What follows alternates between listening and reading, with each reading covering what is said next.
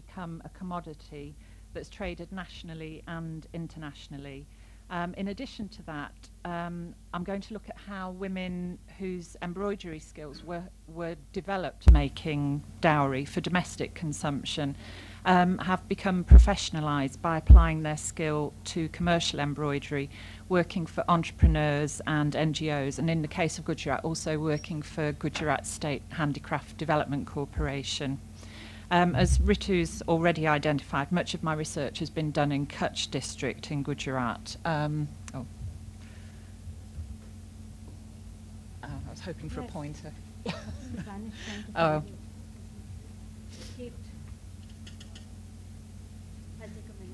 Okay. Oh, well, I'll just leap up and identify Kutch for you. That's easier.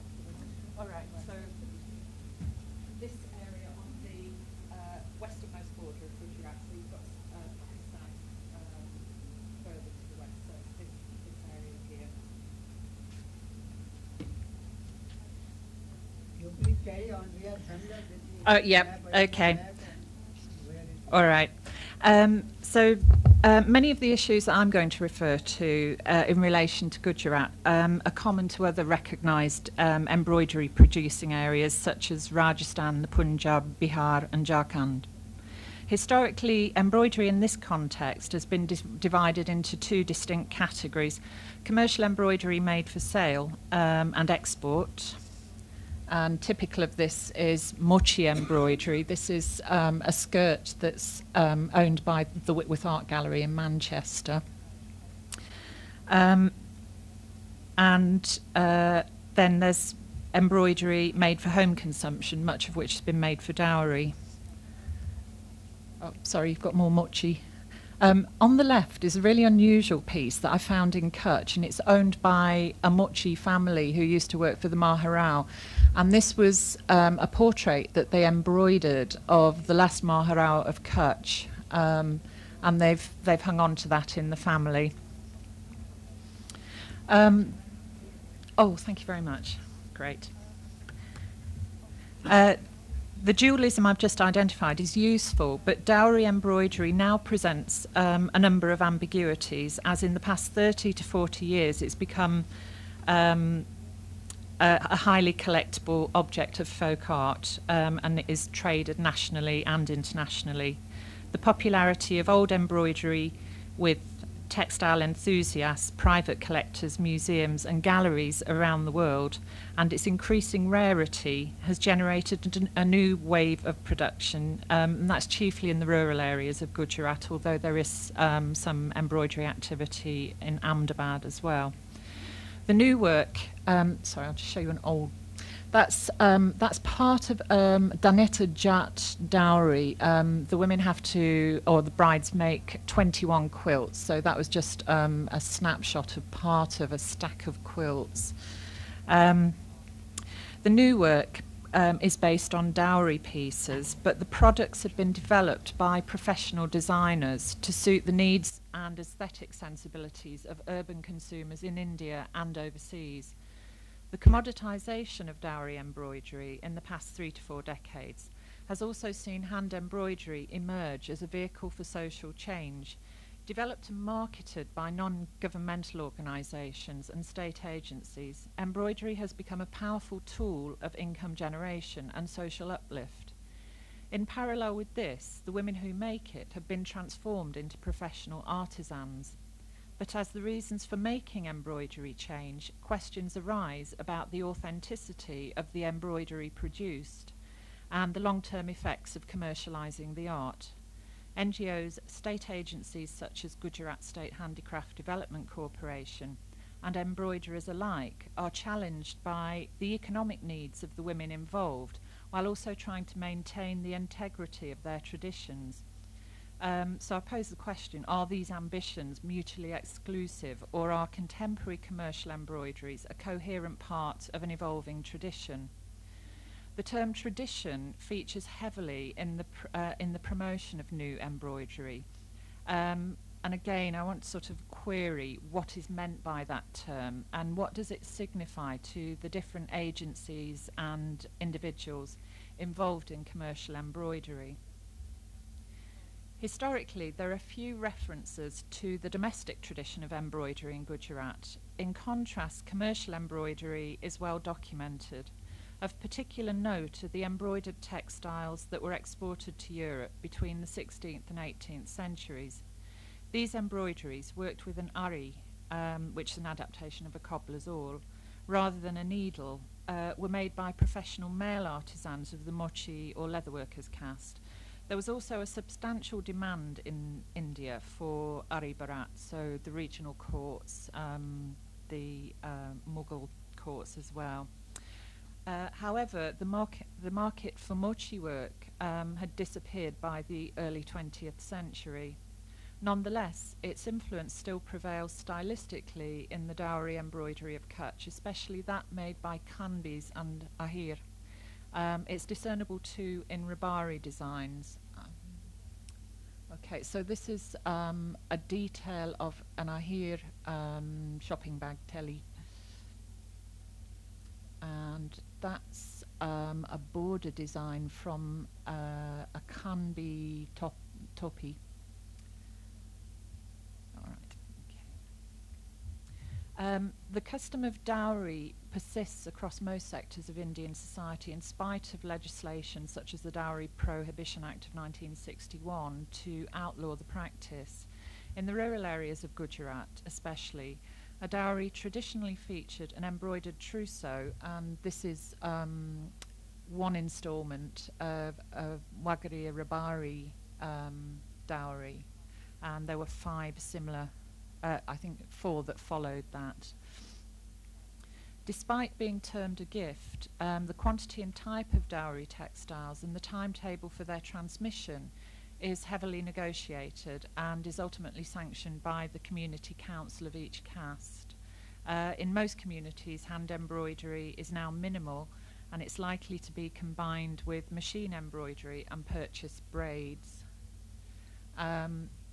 This is Bhagwati, and she's just completing her she's Debariya Rabari, and comes from quite a wealthy family. Her father's in road haulage, so he'd bought a sewing machine for the women in the family, and I think almost entirely completed her dowry on the sewing machine, so no hand embroidery at all.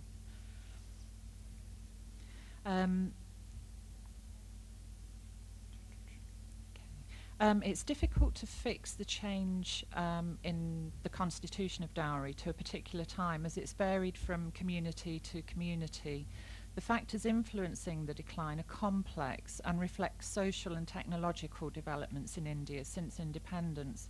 And usually with the Rabaris of Kutch, it's possible to identify quite precisely when dowry changed.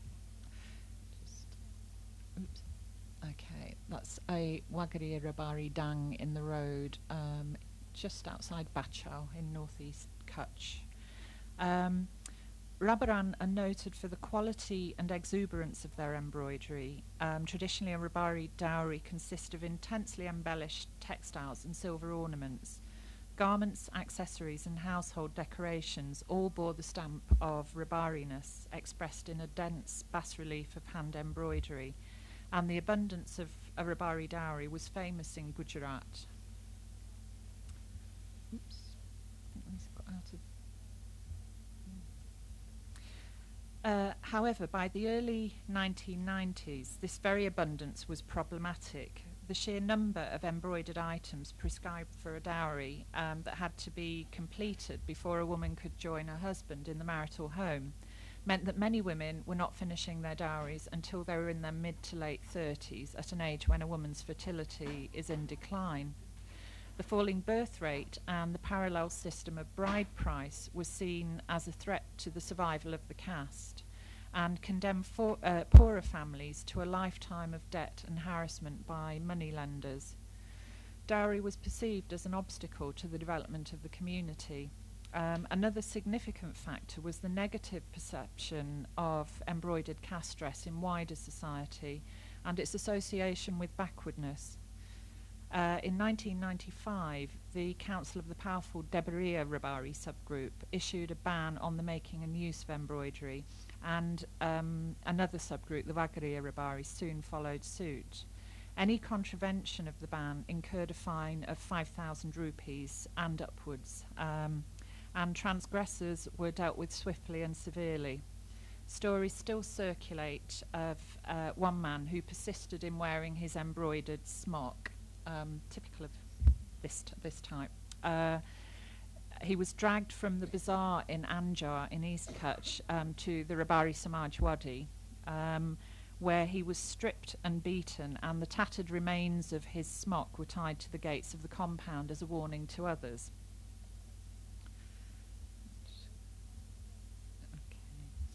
The ban dates one factor influencing the disappearance of embroidery, but other factors, such as the industrialisation of agriculture, a policy adopted by successive governments since 1947, have also played a part. Rabari's gradual settlement after independence brought them into greater contact with the cities and towns of the district, and they interacted far more with educated urban communities.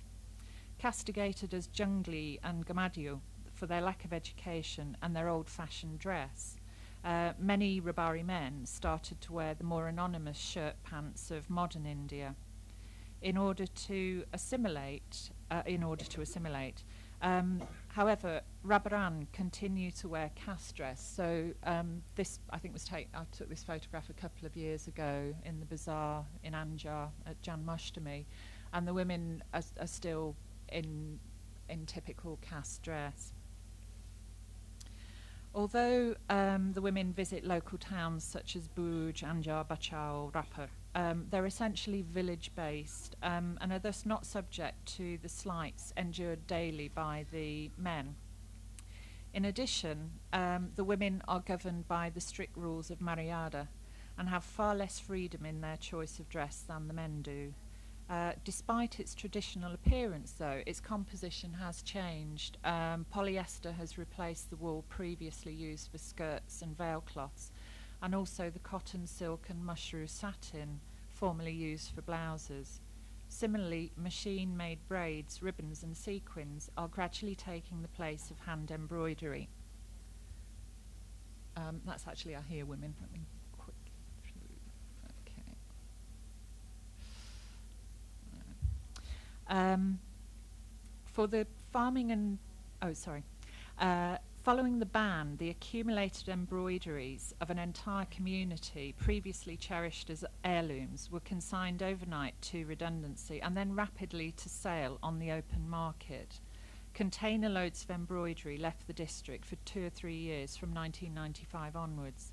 Acknowledged as some of the finest work in Kutch, Debaria embroideries were sold for a pittance, and the dealers of Ahmedabad, Jaipur, Udaipur, Delhi and Mumbai flourished on the proceeds. For the farming and herding castes of Kutch, after land and animals, textiles and dress used to represent their most prized material possessions. Textiles remain significant as markers of identity and expressions of cultural heritage. The sale of Debaria embroidery simply became part of a trade that had been established 3 to 4 decades earlier. Just want to have a look at how that trade developed in the first place. Many factors brought it about. Significant are hardship, usually because of drought, war and refugee status, and changing fashions. The confluence of these with a growing interest in the ethnic and folk art of India among the urban elite and also foreign visitors was spotted by entrepreneurs in Ahmedabad and the other commercial centres, Udaipur, Jaipur, Delhi, Mumbai. They recognised the potential of embroidery as a commodity and launched what has developed into a substantial trade, now inextricably linked to popular tourism. Many areas of Gujarat are afflicted by recurrent drought. In Kutch, acute and ongoing problems with water have created a fragile subsistence economy at the mercy of drought and other natural disasters. I think you'll recall the 2001 earthquake. The state's response to these problems was typically to offer people scarcity work. In comparison to such hard labour, selling dowry seemed like easy money to families eking a living in a hostile environment. I'm just going to quote you a comment made to me by a woman from the Ahir community, speaking of the 70s, and she said selling old embroidery was like winning the lottery. We got lots of money for it without doing hard labour. In the early 1970s, the end of the Indo-Pak War saw thousands of Hindus from Sindh flee Pakistan for the refuge of India. Many of the refugees, mostly Sodhas, either Rajputs or Meghwal, were interned in camps in remote parts of Kutch. With no source of income, families sold everything they'd managed to carry away from Pakistan, chiefly dowry jewellery and textiles, and dealers were quick to exploit the opportunity. This is Suf embroidery from the Soda community, which is owned by one of the main dealers in Bhuj in Kutch, which he kindly let me photograph, but he himself said that, you know, he'd benefited from the plight of those refugees. Apart from these two types of distress sales, changing fashion too has played a part. And that's subject to a host of influences, including TV, films, and an improved transport system. In many parts of Gujarat, the shalwar kameez and the sari, particularly for the upwardly mobile, have replaced the typical village dress for women of a veil cloth skirt and bodice. But the remoteness of Kutch has meant that national and international fashion has had less of an impact in the district, and the three-part ensemble is still the predominant dress of women in the villages of Kutch. While stylistically it remains fairly static, the details of its composition reveal some of India's technological developments of the past few decades. Polyester, much of it produced in Surat by Reliance Industries, has replaced the use of wool, cotton and silk. Sequin and ready-made braids have superseded hand embroidery, and the rich palette of cast dress, which stemmed from natural dyes such as madder and indigo and iron, used by the Kutri dyers, has been replaced by the vivid hues of chemical colours, and there's much use of naphtha and fat dyes. Okay. This is a Kutri in northeast Kutch, just marking it. It's actually a pucka woolen veil cloth used by Rabaris, so he's just marking out the designs, and they run the cord through soot and just use it to impress the pattern onto the wool. Until fairly recently, few villagers realised the wider cultural or commercial significance of their embroidery. Much of it was exchanged for stainless steel vessels, which were a novelty in the 1960s and 1970s, and that which changed hands for money generally went for small change. Women in Kutch remember with precision the sale of particular pieces and also their early naivete. Commercially, we were not smart then. We would say that a gagra that had taken a month to embroider was 200 rupees. We really needed the money, and life was very difficult, and that's the same here woman that I'd referred to earlier on, who was very forthcoming on the experience of selling dowry. In the early days of the trade, the market for embroidery was limited to the Conoscenti. The Ahmedabadi dealers identify their core clientele in the 1960s and 70s as visiting diplomats and members of prominent local families like the Sarabhai and the Mangaldas. It's undoubtedly the rise of popular tourism in India that has had the greatest influence on the volume trade and made embroidery from rural India a familiar artifact across the globe. Embroidery sold in this context is very often assigned a different use to that of its original purpose. It's likely to be refashioned into garments, accessories, or soft furnishings. Described as recycling, the original embroideries are cut up and made into a patchwork from which a new artifact is made. Developed in response to the tourist trade, these items reflect the taste and fashions of the West, although they're also bought by the urban middle class in India and are particularly popular with students. By recycling embroidery, The dealers are able to tap into the much larger popular market. Even fragments and damaged pieces are saleable when assembled into patchworks. A visit to Anjuna Market in Goa, Udaipur, Jaipur and Connaught Place here in Delhi gives an idea of the scale of this market sector. These images are the Law Garden Footpath Market, the night market in Ahmedabad, and you just see heaps of embroideries from Kutch. There's also new embroidery on sale there, but on the left you can see quite clearly at the front it's actually a Debariya Rabari dowry sack, but made into a shoulder bag. This was taken in Udaipur, and again it's a dowry bag from the Debariya community, sorry, on the right, made into a shoulder bag, and these are immensely popular with tourists. And this is Anjuna Market in Goa, and again I think mostly on the left it's embroidery from Saurashtra, on the right it's a mixture of Kutchi and Saurashtra work. Just a huge draw for tourists. The mass departure of dowry textiles from Gujarat, and it's also true of other areas of India, in the past 30 to 40 years has been cause for concern. During the 1970s, the Gujarat Handicrafts Development Corporation was established, I think it was actually 1973, to revive the state's languishing crafts, and work in that sector by non-governmental organisations, NGOs, also started. The Shrujan Trust was the first NGO to work on income generation, specifically with embroiderers, and that was in Kutch. It developed out of a drought relief programme run by the Ramakrishna Mission in the district in 1968.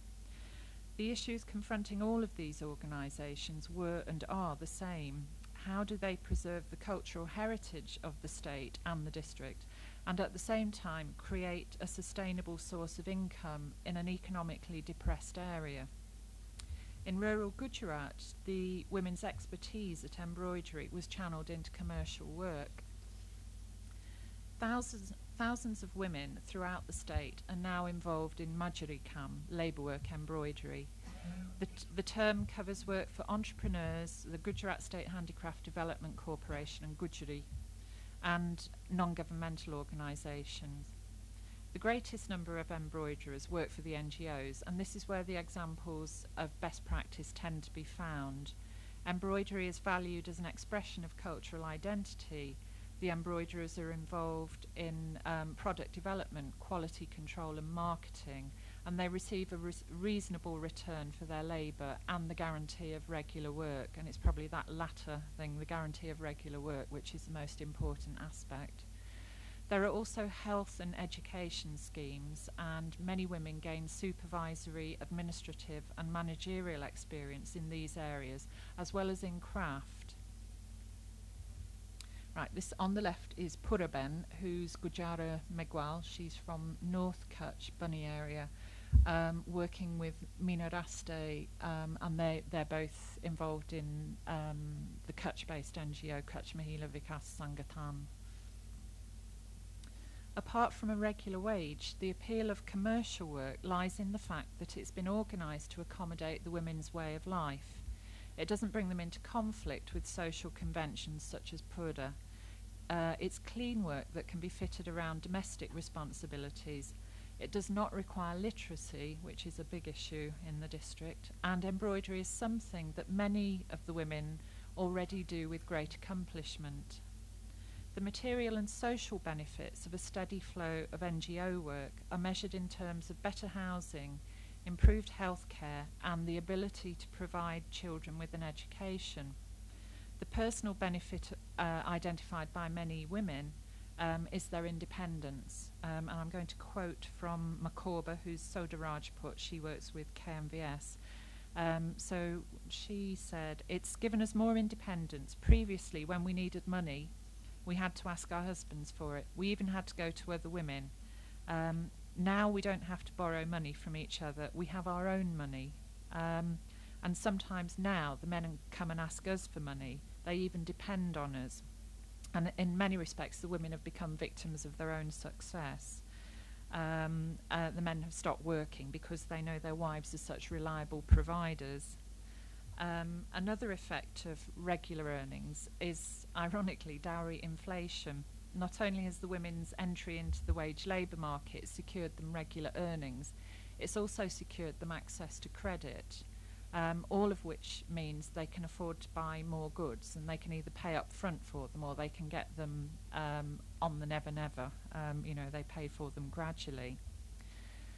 However, many of the young women are so busy with commercial embroidery that they don't have time to make embroidery from themselves, and increasingly the finest quality work is to be found in products developed by NGOs for internal and overseas export. This is a source of pride to the NGOs concerned, and I'm going to quote from Chandraben Shroff, who founded the Shrujan Trust, who said, "We've broken the myth that what the women do for themselves is better than what they do for others. Shrujan has reversed that trend and demonstrated beyond a shred of doubt that is not the case." There's little doubt of the material benefit to the embroiderers and their families. Commercial embroidery is not a total solution to rural and or urban poverty, but it's a reliable source of long-term relief. And I had a conversation with Lola Tiabji a few years back, and her attitude was as follows. She said, what we say is that realistically it's very difficult to earn a really good living in Kutch doing embroidery alone, but it can be used as an add-on to agricultural labour, which is seasonal, and then it's not too bad. The combined efforts of the three main NGOs operating in Kutch, and that's Kutch Mahila Vikas Sangathan KMBS, Shrujan and Kalaraksha, are addressing the basic economic needs of, it varies, but I think at the moment it's between 8,000 and 10,000 women. But I want to return to some of the other points I raised at the outset. Is commercial work an authentic expression of the embroidery traditions of Kutch? Does it protect or threaten the cultural heritage of the region?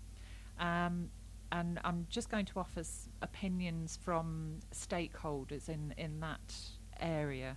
Predictably, opinions are diverse, but they do reveal some of the facts pertinent to those local stakeholders.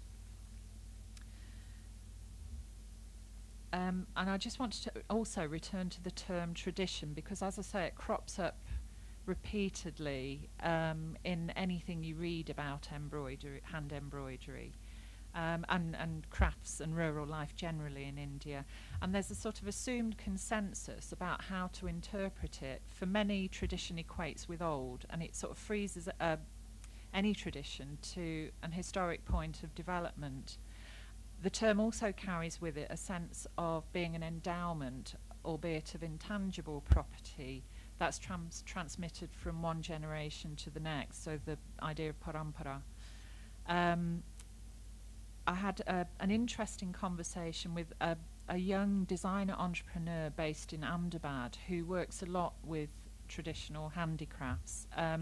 So I asked him for his comments, and he offered me this. Tradition means that it's been made by the people for their own purpose. The traditional pieces were not made for commercial purposes. When the women do a traditional piece, there is some emotional attachment.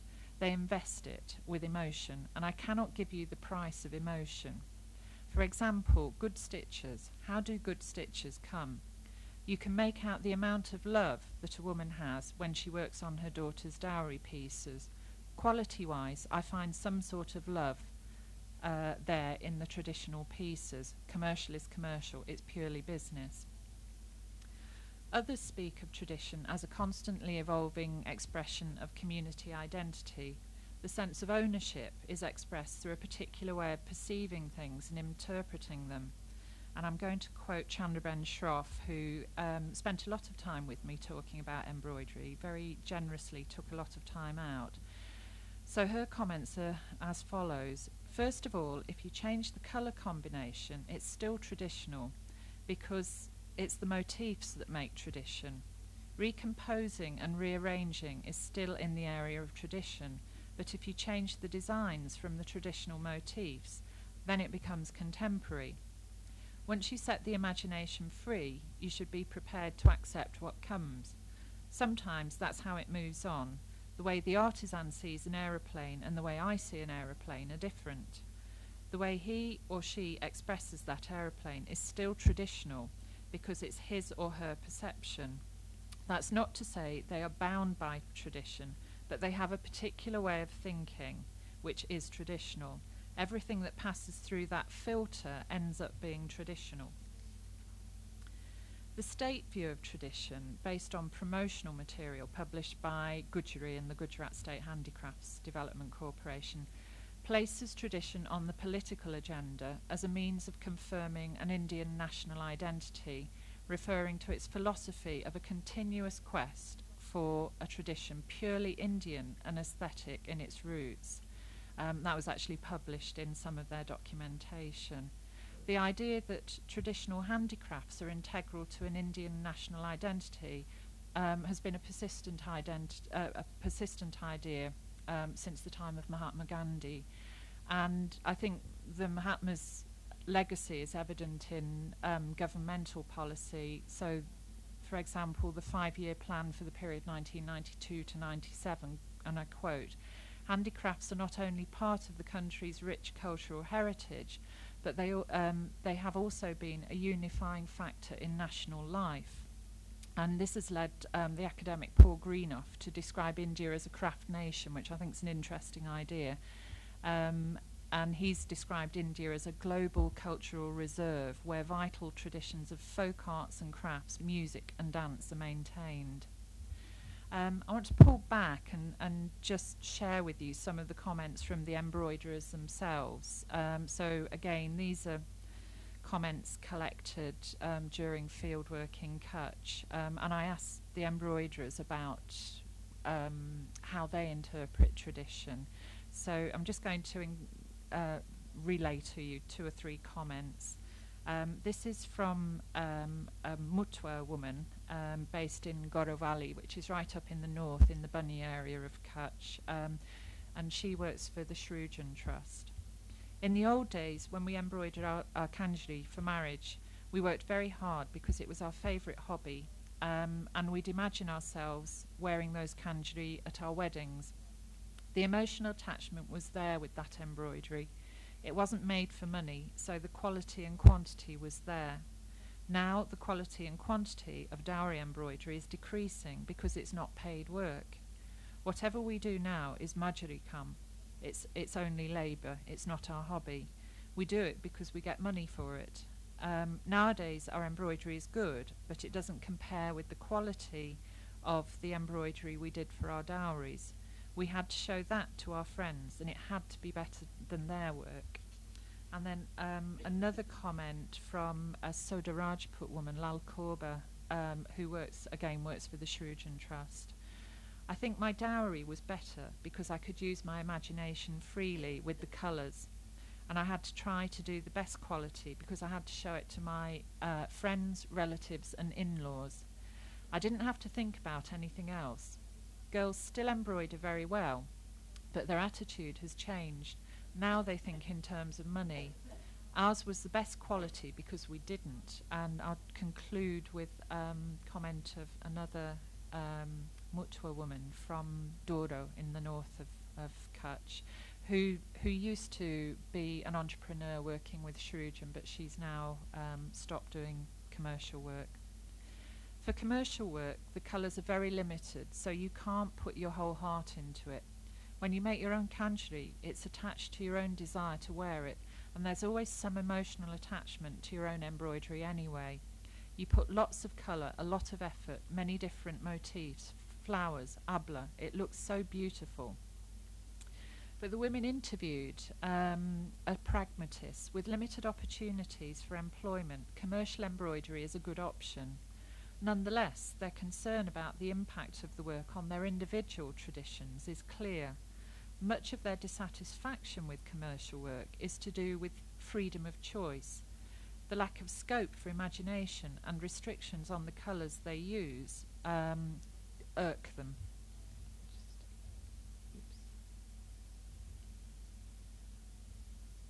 Okay. That's actually, I think that was a KMVS piece, but it's a panel made for sale in the West.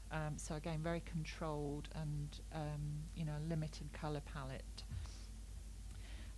Pupley, who is an embroiderer from the Mutwa community at Dordo, made the following comment: with commercial work, the design and colours are limited. And again, she was saying that you can't use the colours that are in your imagination. All of this contrasts sharply with the lyricism of the publicity material put out by Gudgery and the State Handicrafts Development Corporation. So I'll just quote another chunk from one of their documents. Gudgery, a treasure house of handcrafted masterpieces from Gujarat, true expressions of the craftsman's dreams and emotions. If I return to Chandraben Shroff's comments, Chandraben who founded Shrujan, her belief that tradition lies in the particular motifs used by community and that the colour palette is immaterial. It's somewhat at odds with the views expressed by most of the women that I've interviewed and spoken with. Specific colours and motifs are essential to tradition and integral to the visual identity of each community in Kutch. And if I go back to Pupliben, the Mutwa woman who I referred to earlier, she gave me a very full interview, and she went on to say, we're worried about our traditional style. All the young girls have stopped doing embroidery, and we're afraid it will die out. We used to make all sorts of things in vibrant colours, but the girls now only do commercial work, for which they use pastel colours. In the end, they'll think that those pastel colours are their colours. Commercial work lacks the symbolic substance of dowry textiles. A wedding kanjari, for example, is semi-sacralised on the occasion of a marriage. Replete with embroidered parrots, peacocks, scorpions and flowers, it acts as a potent symbol of the auspiciousness of the occasion and marks the transformation of a girl into a wife and future mother. The same motifs scattered on a cushion cover are attractive but carry none of the symbolic power of the kanjari from which they're derived. It's this divorce from the expressive potency of embroidery that is meaningful beyond its decorative appeal that the embroiderers seem to struggle with particularly. They balk also at the drudgery of producing repeat orders for identical cushion covers and small bags that are the stock in trade of all NGOs working in this sector. This is an issue that the NGOs have not avoided. They've sort of tackled it head on in the last 5 to 6 years. So in response to the women's complaints, Shrujan and KMVS have introduced a scheme of art panels, and actually this is an example of one of KMVS's art panels. These are intended to shift the perception of embroidery from the category of a domestic utilitarian craft to that of art. They're also designed to capture the authentic style of each community and to preserve the inherited vocabulary of stitches and motifs that was gradually being lost. In some respects, this is embroidery at its most self-consciously traditional. Technically, the panels match and often exceed the quality of the masterpieces of Dowry, but for the women making them, they embody little of the cultural meaning that made Dowry embroidery so vital. The women are motivated by the payment they receive and take pride in the respect their work commands. Nonetheless, it's still divorced from the embroidery tradition in which they grew up. The present generation of teenage girls are the first to have developed their embroidery skills by making commercial work rather than making dowry. The NGOs have radically changed the labour market in Kutch by creating employment for women and in effect professionalising them. They've also effected a change in the way that embroidery is perceived. Although valued in the past as an expression of cultural identity, it's now seen as too expensive and old-fashioned. These days, it represents a good opportunity for women to earn and to make a career for themselves. The broader cultural endeavour of the NGOs are sometimes lost on their members. For example, the Shrewgen Trust has been at the forefront of reviving old stitchers, and is doing so with only the grudging compliance of their embroiderers. So when I spoke to, it was a group of Ahir girls, they used the term dukio. They said it's painful work, and dukikam is, it's just painful work to do, and they don't like doing it. But again, because they get paid to do it, they will do these incredibly complex interlacing stitches and tiny ablabarat, but they call it dukikam. NGO embroidery in Kutch has resulted in a standardisation of products, both in terms of the range of items made, their size and the colours used. In a number of respects, it represents a move away from the discrete traditions identifiable with specific communities in the district to a more generic sense of a Kutchi tradition. In order to establish a marketable Kutchi identity, and this is perhaps typified by KMVS's development of the Khmer brand, Khmer being Kutchi for pride, which KMVS hope will become a byword for authenticity and quality in order to promote both handicrafts and embroidery in the district. I'm going to wind up. Cumulative changes in Indian society since independence now mean that the transmission of embroidery made by women in Kutch and Gujarat is far wider than its original clan-determined and village-based boundaries. This geographical expansion is a result of its transformation from dowry gift to global commodity and the development of commercial work. Commercial embroidery has gradually assumed an important role in the rural economy. It occupies a complex territory in which issues of gender, development and heritage, individual and community identity, nationalism and globalisation meet. As the reasons for making embroidery have changed, so too have the women who make it, transformed by the business of embroidery into professional artisans and entrepreneurs, and they're now redefining their own roles and the role of their art, trying to reconcile the demands of a global market and the conventions and values of their inherited traditions. This is a Shrewgen art panel in detail, based on mutwa stitches. And just to conclude, this is a Fakirani Jat woman embroidering for her daughter's dowry. So with that community, they're less involved in commercial work. So I just wanted to finish with a traditional picture. Thank you.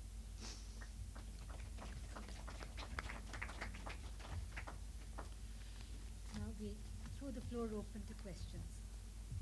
Can I ask a question? Yes, sure. What is the literacy percentage there among the embroidery workers? It varies from community to community, so I can't quote you the exact figures. They tend to be not literate, but I would like to qualify that because they're not literate in terms of reading and writing, but all of the women I spoke to have tremendous visual literacy, and I think in our very literate and word-oriented world, that's underrated.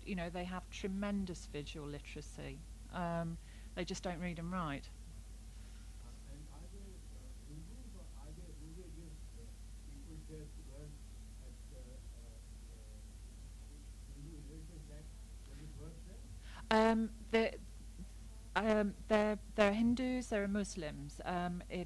I don't know how the figures break down in terms of the religions, but there are large numbers of each religious group involved.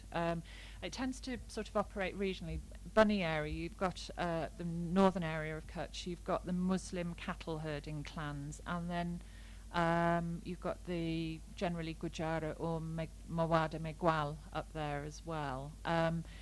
Further south and to the west, it tends to be Hindu communities like Ahir, Rabari, Kanbi. I'm sorry, I didn't make my question. Do the girls get a share in the family property? They tend to inherit portable property, so they don't inherit, or they're endowed with portable goods. Tends to be jewellery. They don't get land and they don't get buildings. So it's That means neither Muslim law nor Hindu law applies. yeah. But again, that's generally, you meet individual families where they make a point of telling you that the girls will inherit, they will inherit a share of, if they don't inherit the physical property, they will be recompensed financially. So, there are some, I think generally they don't inherit land.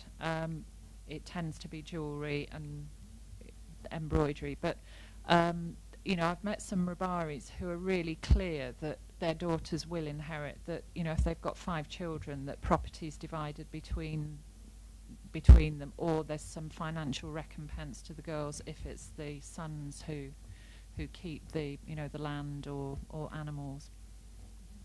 Yeah, sure. Radhika, can you come up to the mic? Yeah, it's you, but can you come up to the mic, please? Oh, yeah, thank you.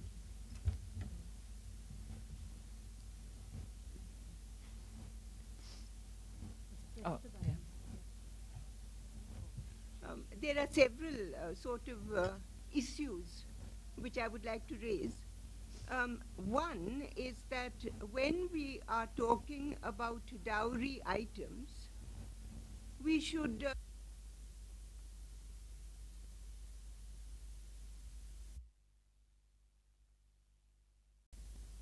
to draw a comparison between commercial production and dowry items. I would like to see a connection established. Secondly, when we are talking about tradition, we become conscious of the word or the scope. There are many traditions, but if we choose a particular tradition or identity, we become conscious of it when there is a threat. So when we are discussing such issues, one would also like to know what is the threat which is being posed. And tradition is always changing. So is there a complete disruption between one form of production and another? And the third is that it is very difficult to generalize in India.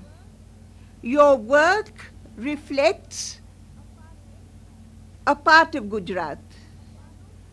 It cannot be made general for all parts of India. Thank you. What's the question? Radhika, I think at the beginning of the talk, which you missed, there were some, I think Elined had brought that up. But Yeah, I did identify. Yeah, sorry, I did identify. I was referring specifically to Kutch at the outset. I think some of the issues that I've raised in connection with Kutch do apply to other areas, but I agree you can't make sweeping generalisations because of yeah, no, that's fine. there's another Yeah, question there. sure. So, The question that I had was, surely there must be embroiderers who are better than others, and so can they not be channeled into doing the traditional, more difficult kind of embroidery, and the lesser embroiderers in the commercial work, and we make a distinction? And also, secondly, if everybody is doing something of value, its commercial value automatically diminishes, whereas if there are fewer good pieces, then they can charge better money for and make more money that way. We separate the chaff from the meat or whatever. Just let me flick. Right. The point that you raise about different skill levels. Some of the organisations actually have different tiers. They'll grade, like Seva, based in Ahmedabad, although it works much more widely than that. They have A grade, B grade and C grade in terms of the work, because they say that whatever the skill level of the woman, she still puts in however many hours to produce that piece. So you're paying for the time as much as anything, as well as hopefully for the quality. So, you know, if a woman's expended 30 hours to produce an artifact for sale and it doesn't really speak of, you know, excellence, you still have to compensate her for that amount of time. So Seva have introduced this, well, I think they've been running it for many years now, but they've got a system of A, B and C.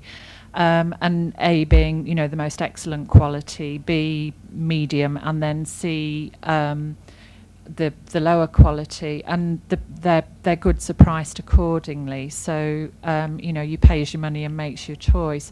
But with KMVS and Shrujan Trust, they to address that very thing of challenging the very skilled embroiderers, they introduced art panels, and the embroiderers who work on those are paid a premium for that work, and they're also allowed extra time, because the way the more everyday fare, the small batois, the cushion covers, the mobile phone covers, you know, they have to complete, if they're doing it, you know, if they're doing the work serious, they have to complete so many pieces in a month, and then they'll get their expected wages for that month.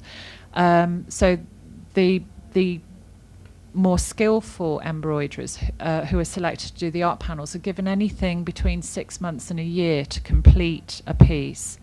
And you know, they're not expected to have done, you know, say 8 inches in 2 months. It's up to them how they structure their timetable. As long as they complete the piece within the agreed amount of time, 6 months or a year, they will be paid the agreed price. And as I say, that there's a premium on those pieces. So it's acted as an incentive for women to upgrade their skills, because these are pieces that go into major exhibitions. So you know, they're sent abroad for exhibitions. So there's also an associated prestige with producing these panels.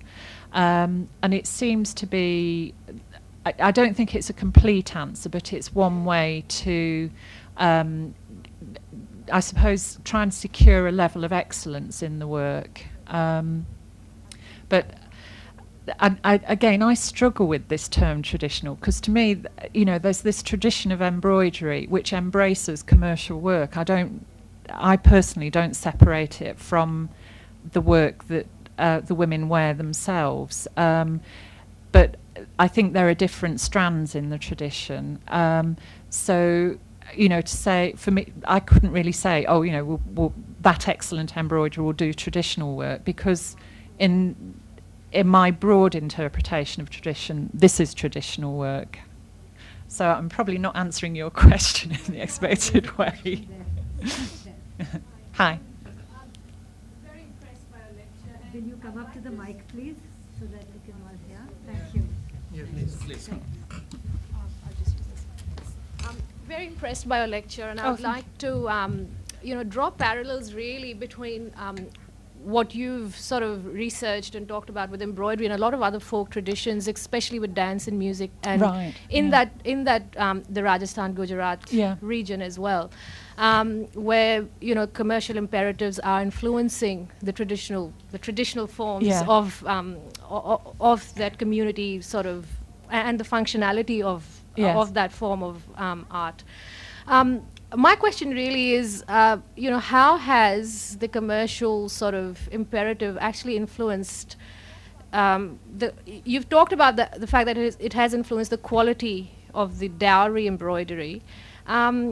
Is dowry as a form of embroidery really on the decline as a result of the women devoting more time to the commercial form? That it varies from community to community, but certainly with the Ahir community, the fact that so many of the girls are involved in commercial embroidery, they simply do not do embroidery for their own consumption, and I did hear of a case where a girl had paid somebody else to do the embroidery for her dowry because she didn't have time to do it. She was too busy doing commercial work.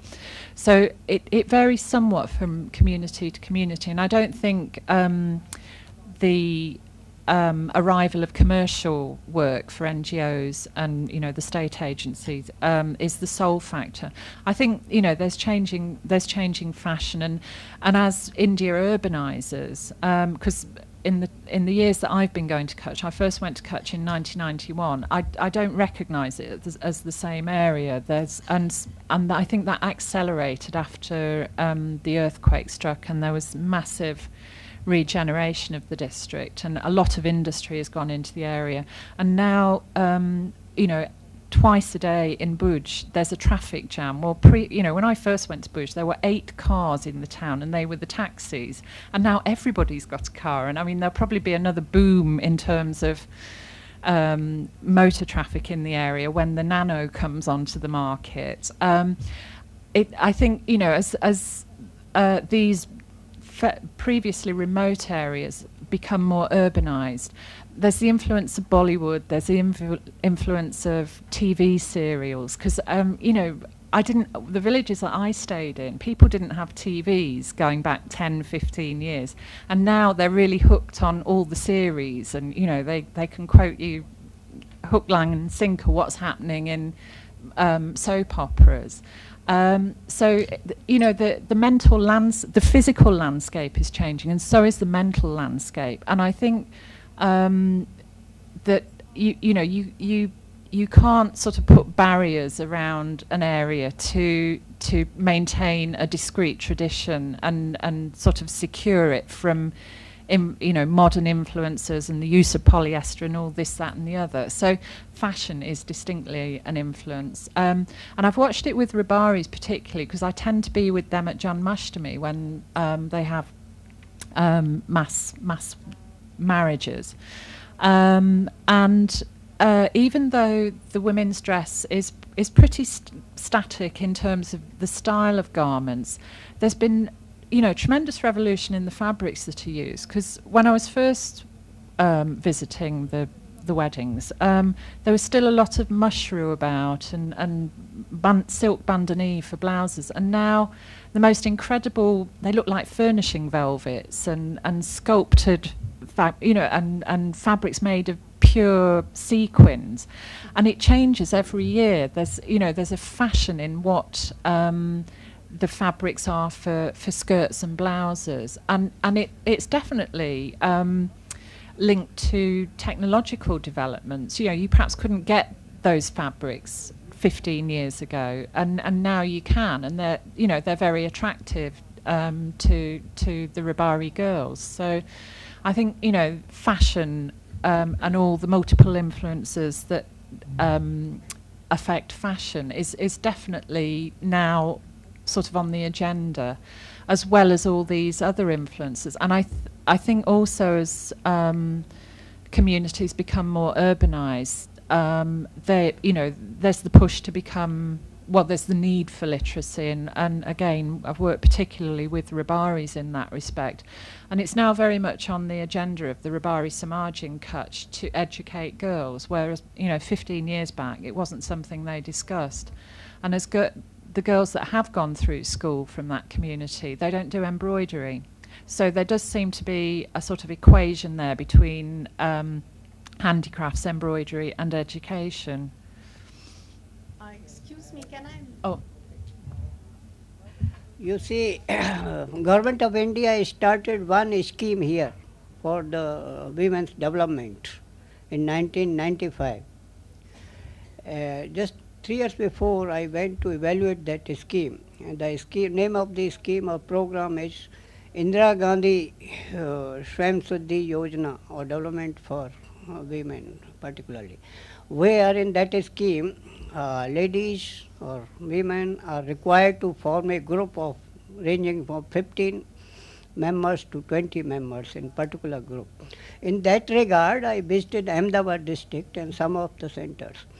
In Ahmedabad also I found some of the groups were doing this embroidery work, and they were subsidized by the government through banks, loans and all that, the group as a whole. And similarly, I went in Karnataka, where I found in Mysore district the same sort of thing. When I reached in Kerala, Trivandrum district and Kollam district, the same thing of embroidery work were taken up by some of the groups, not all. And again I could, from Tamil Nadu also, there is near Chennai, there is one Tiruvallur district, where I also found in tremendous, I may say, tremendous scope of this embroidery work by women. So in Poncherry and even in Hyderabad, Mahbubnagar, Hyderabad districts, I visited. So throughout that pattern, Gujarat including, I found this embroidery work was being done. My personal evaluation work was in 2005. I say, I do not think that anywhere, as you have found in Kutch district, this work, embroidery work was related by the women, was related to dowry commodity or like this. So my particular question to you is that whether the prospective bride is supposed to, I may say, do this embroidery work as a judgment of skill possessed by that particular lady, or by the family members like mother, sister, or sister-in-law of that family, so that they may please. Your study, I don't know which period you conducted this study, but I found out of other activities, economic activities, or I am Professor D.P. Sharma, I am an economist, I was in JNU and all that. So this is my question, how do you relate this thing to dowry? Not elsewhere I couldn't find.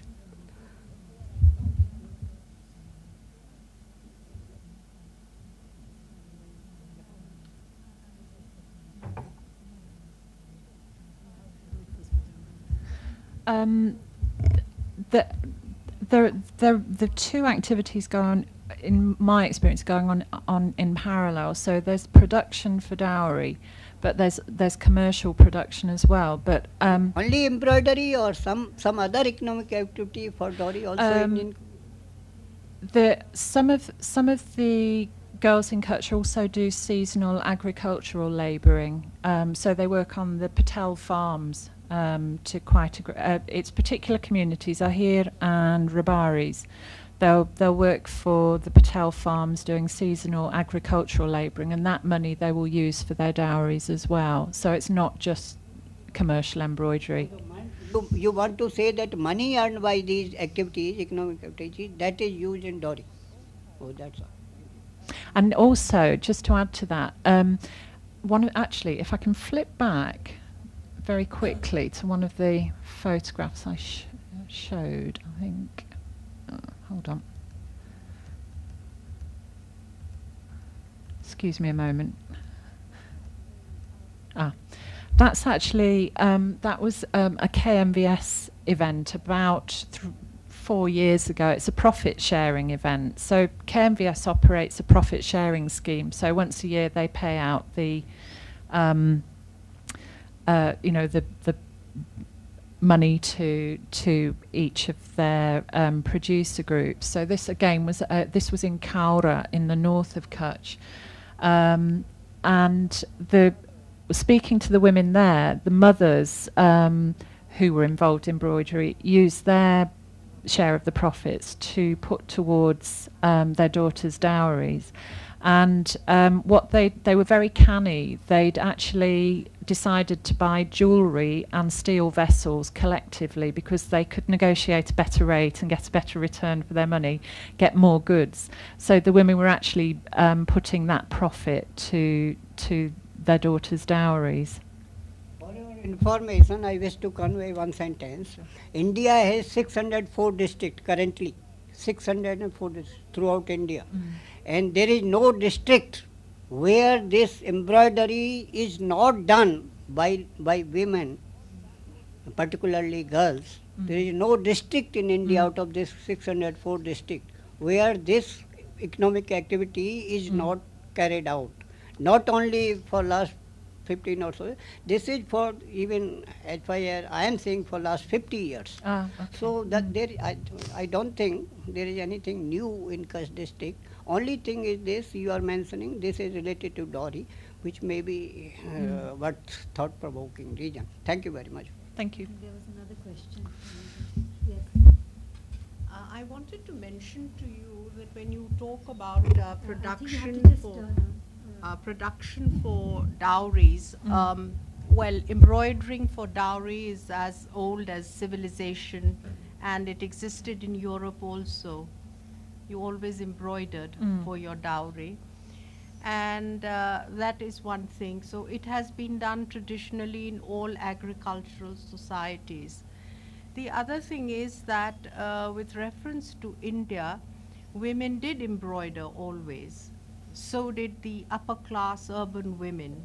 It was not just a rural folk Yeah. System.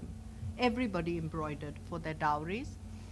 And when you talk about tradition, these women embroidered for themselves, for their dowries, but they also embroidered for the Maharajas, the rich landowners, that a certain sense it was not commercial in the sense of today, but there was definitely an element of embroidery for the wealthier class. What I want to, the point I made earlier with you, the difference as far as I can see is what you said about that woman. You see, it's when you rein in their imagination, when you try to curb their exuberance, when you give them a new palette of colors, that's when they get disheartened. That's what they don't like, and that's when you interfere with tradition.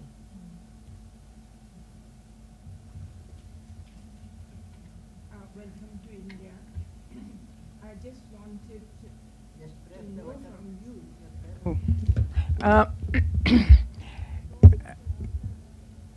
With all the concerns that you've talked about, dowry and commercial thing, my concern with all 50 years of working in the handicrafts is that the art part of the craft is not treated as it should be, especially in embroidery.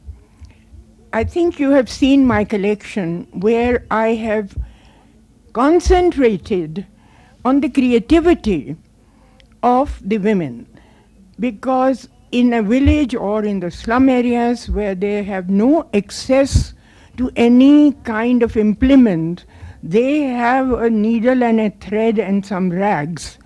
And if they have this imagination and their creative juices have to be active, and they should and could and do express themselves in their putting their imagination into creativity. And I think you've seen my collection, which I did only for where the women used their fancy and not copied any tradition or any design.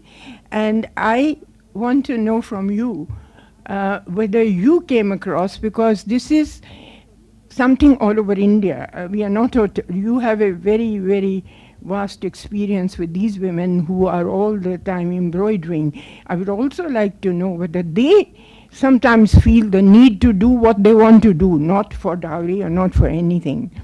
And in other parts of the country, I do know that people, for instance, in Kantha and all other, their imagination does come into, and there is beautiful embroidery done just by this woman to express herself and not copying anybody. Thank you. I think you've sort of hit the nail on the head, and I'm sorry, I don't know your name, but you know, it's the cramping of imagination and really the lack of freedom that irks the women involved in this commercial work. And Pupli, who I quoted at some length, who is from the Mutua community in Doro, in northern Kutch, she was a very successful entrepreneur for Shrujan, involved in Shrujan's work for many years. So she was doing embroidery herself, but because she's got fantastic organisational skills, she also organised other women and you know, orchestrated their work for Shrujan.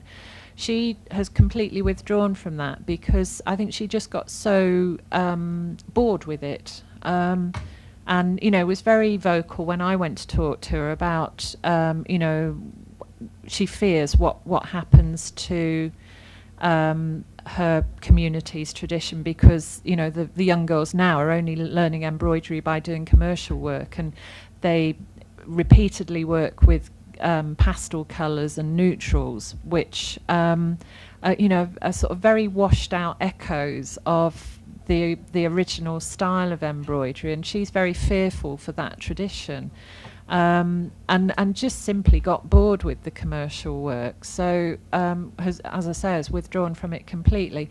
And she wasn't the only one who was very vocal on the shortcomings of commercial work, but I think you know, you have to balance economic need with the stretch of imagination. So the women, you know, they're great pragmatists. They make that calculation. Okay, you know, I need this money to sustain my family. So, I know I can earn regularly, and I think they settle for that, but not without some complaint. And I think once they what I experienced with quite a few embroiderers, that they'd done it they tended to do it while they tended to do the commercial work while their children were going through school, because it gave them a steady income so that, you know, they could provide all the needs of education for their children, and then withdraw from it later on. And I think it was partially because they no longer needed that extra income, but also because they didn't particularly enjoy the rigours of commercial work. You know, it was this clamp on imagination. Hi. So what's its future? And one thing. Yeah. In terms of production volume, any figure over the last 20-30 years? In terms of what? Sorry, figures in terms of what? Number of women involved, or? In terms of value generated? I don't know the total figures. I must admit that a lot of organisations are not very forthcoming with incomes and that. So I'm afraid I can't supply you with that information. But it's certainly... you know, it's on an individual level. Involvement in this commercial work has transformed women's lives. So it's given them. I think it's the steadiness of the income rather than, you know, it's a particular level. I mean, it's obviously a living level, but it's the regularity of it that seems to make the difference. So I'm afraid I can't supply you with hard and fast numbers, because they were not supplied to me. As I say, organisations are forthcoming with a lot of information in some respects, but not always income generated. But I think there was a figure that you mentioned where you said there were about 8,000 yeah, women I think involved. yes, the numbers of women involved varies immensely. So I think at the moment there are between 8,000 and 10,000 women involved to a greater or lesser extent with commercial embroidery in Kutch district, and that's working for the three main NGOs in that district. And the numbers, for example, went up immediately after the earthquake, because embroidery doesn't require much equipment. You don't need a print table, you don't need printing blocks, you don't need a loom, you just need a needle and thread and a piece of cloth. So it was one of the areas that foreign NGOs that whooshed into the area to save people picked up on very quickly. So, you know, there was a kind of explosion of Kutchi embroidery from 2001 onwards, and I think it's levelled out now, but the numbers I think peaked in 2001, 2002. So I think probably, you know, then it was perhaps up to 12,000, 15,000, but I think it's level now between 8 and 10. Self-marketing also by individuals, like the Janpat lady, you know, the Janpat lady. Yes, yeah. And the women who sell the utensils who buy from everybody, and then they make it up.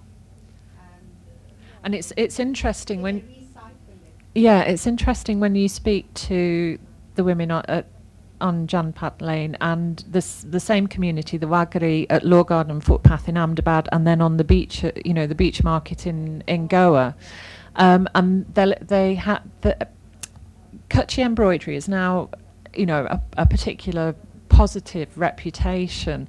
So whether it's embroidery from Kutch or not, it's sold as Kutchi embroidery. So you know, that's quite an interesting feature of embroidery sales. So just as you were speaking, kind of a story came back to me from someone who had worked in Kutch in your field, and it was, and I'm not sure, and I'm just trying to see if it's true, is that there is a group of embroiderers, women, who after spending hours and months and years making these wonderful, colorful designs and embroidering them, ultimately dye them in black. as far as I know, it's not done by the embroiderers themselves. It tends to be done, I've seen it done in Ahmedabad, and I've seen it done in various parts of Rajasthan.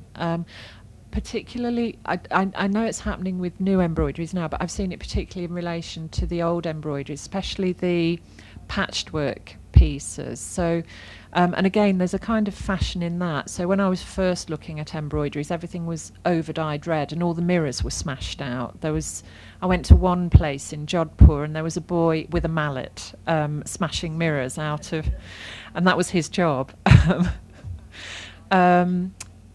And that, you know, I said, you know, why is this going on? He said, oh, it's because you people don't like shiny things. So Western tastes don't embrace mirrors, apparently. And, you know, more recently it tends to be a sort of navy blue overdying. So I don't think it's, I've not seen embroiderers doing it themselves. I have seen the dealers, yeah, in Rajasthan particularly doing that. Yeah.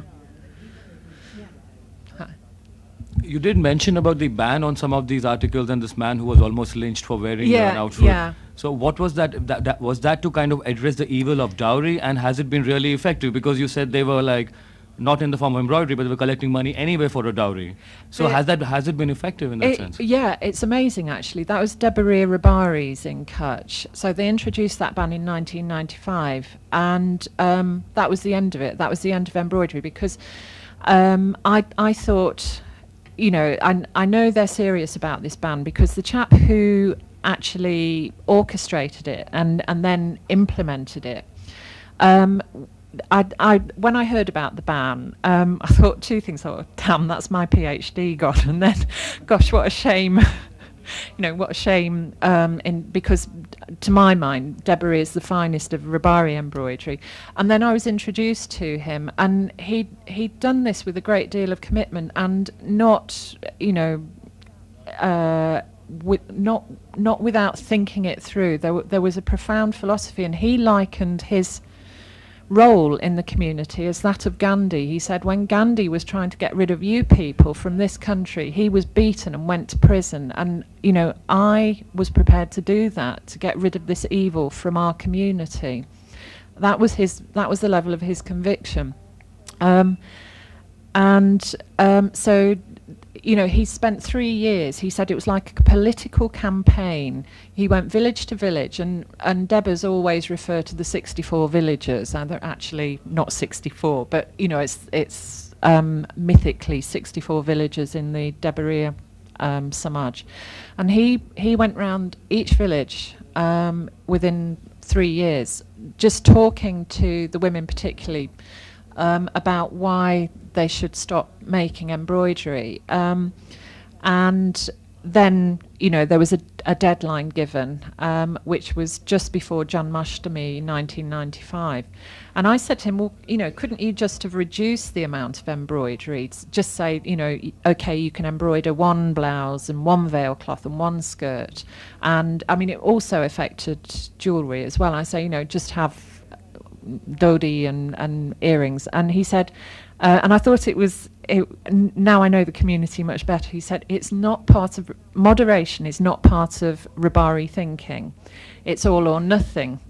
So he said it wouldn't work if we just tried to reduce the numbers. It really was all or nothing. So they decided it had to be nothing.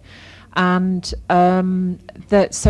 since that date, there's been no hand embroidery from that community. But I having, as I say, having been a regular attender at weddings over the last decade or so, what I did notice was that the younger women from that subgroup have kind of subverted that ruling. So, okay, they don't have hand embroidery, but they have an awful lot of braid stitched onto their garments, and it follows the embroidered borders. Yeah. So they're still highly decorated garments. And I heard a fantastic story from Shrujan. They took, it's something they do continuously. They take groups of embroiderers to the Calico Museum in Ahmedabad, and they took a group of Rabari women. So they were in a minibus going from Bhuj to Ahmedabad, and as soon as they got into Saurashtra, they crossed the Little Rann and reached Saurashtra. The women said, please, please stop the bus. And the driver assumed it was because, they needed a bathroom stop or whatever. And it wasn't. It was so that the women could put on their embroidered blouses. So they'd all kept one or two blouses, and they changed into full, Rabari regalia, embroidered blouses, embroidered veil cloths and skirts. And that was how they travelled to Ahmedabad and went round the museum. And then the reverse procedure on the way back to Kutch, they had to change into plain dress to re-enter Kutch, because otherwise they'd be fined. So that ban has held, but there are these little subversive activities by the women, and they've clearly hung on to some of their embroidery. I mean, a lot of it was sold. I mean, masses of it left the district, and for not much money. But clearly, they've hung on to some pieces. Yeah. Sorry, any more questions? Done in the cities in Ahmedabad, in that famous market, that Rani Ka Hajira. Yeah, yeah. Because I used to go there to buy these skirts and blouse tops and the veils. The men there, the shopkeeper issues the cloth with the pattern traced with white chalk to ladies who are living in the city, in those streets, and they do the same embroidery. And then the shop sells it. I bought some beautiful pieces from them.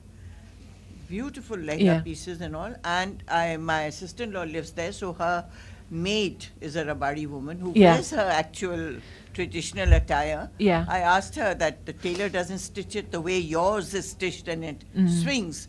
She took it and she stitched it for me and gave it to me. Yeah, I think what you get a lot of in Ahmedabad, and I know what you mean, is it's the Patanwadi Rabari embroidery. It's from the it's the Patanwadi Rabaris in the north of Gujarat rather than the Kutchis. But then all the city, these shops are getting it done and selling at the markets there itself. Yes. It is the traditional embroidery, but done by city women, city girls who earn money from that. So it's not actually from the tribal areas. Sorry. I'm looking forward to seeing more of you. Are there any more questions? I'm leaving. I'm flying out tomorrow. Yeah. No time. I'm afraid not. No, it's been very rushed. Interrupted, but just let me. Shall we just excuse me? So, Ilined, thank you very much for the sweep of your lecture and the perceptive nature of your analysis. Thank you. And I think you brought to the fore what is normally considered just women's work, and yet is, I think, plays such an important part. And sorry. Could you just give me one moment while Ritu... So we can just conclude.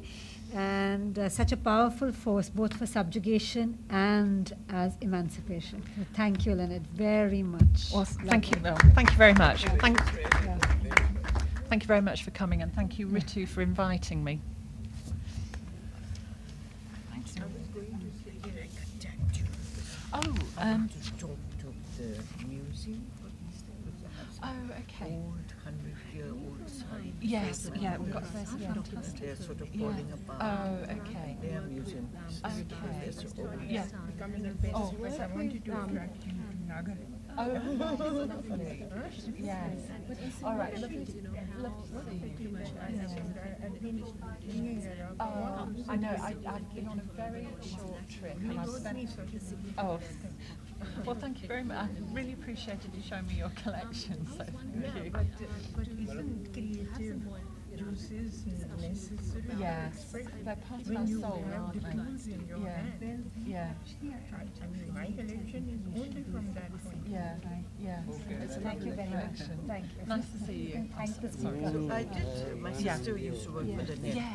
Okay. And she did get in touch with them on the internet. Yeah. And they said they would have somebody visiting. Thank you. And thank you. And why don't you come across next week? Yeah. Okay. Absolutely dreadful. Okay.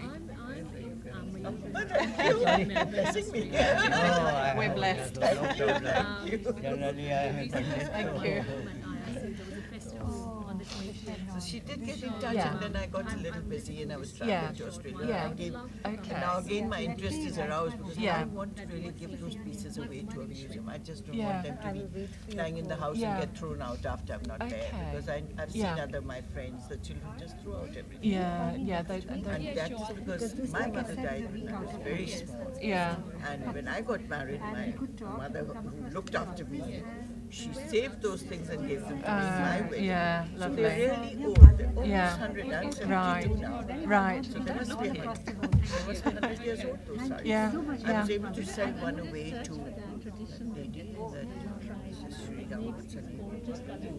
is making a museum for sarees. She took one piece, Yeah. one of the best Yeah. pieces. It had 70 colors. It was like a cloud in my saree. Yeah. So she bought off one. Yeah. I wasn't giving it away. Now, I would like to know if you would have anything to do with this, or would you like to see the pieces at some time?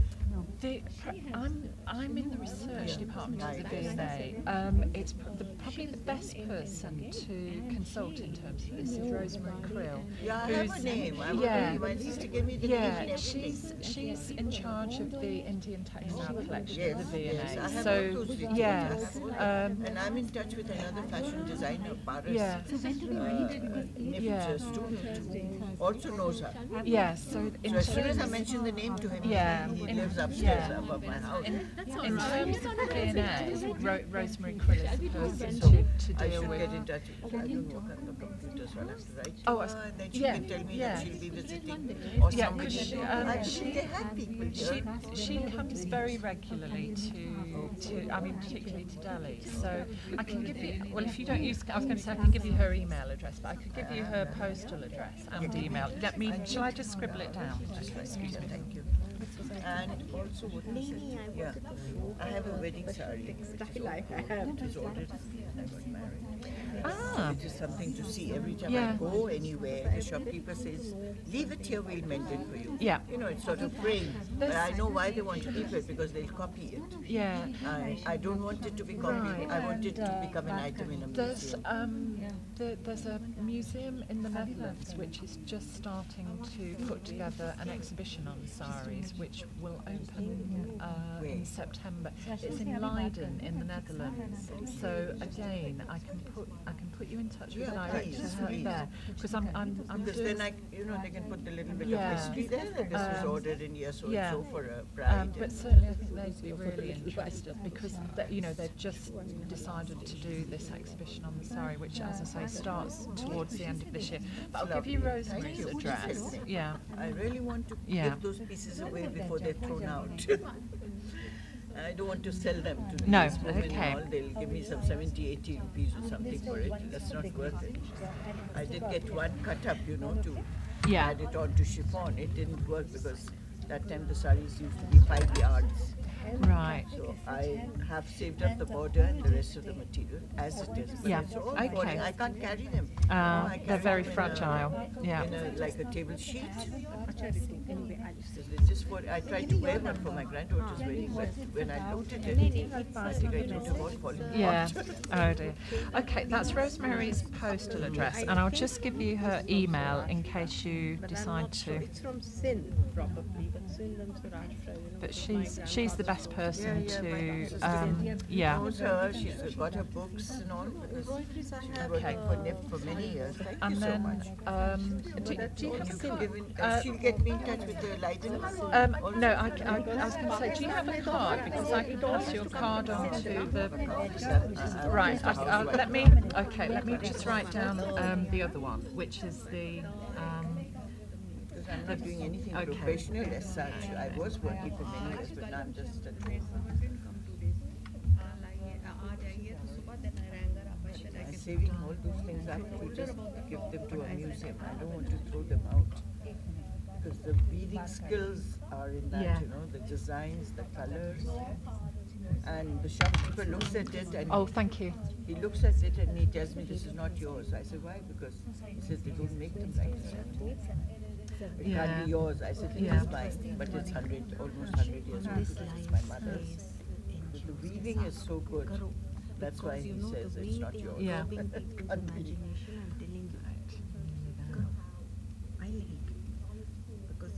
And actually, because Gillian I'll be in touch with later this week. So she's at the museum and they're doing the sari. Yes, yeah, okay. This color. Help me, like, sort of, if they can Yeah, contact me sure. when they're in And then India. I can pass on your contact. Okay. Yeah, sure. Making it difficult to the what you want to sell is one thing, but don't go completely.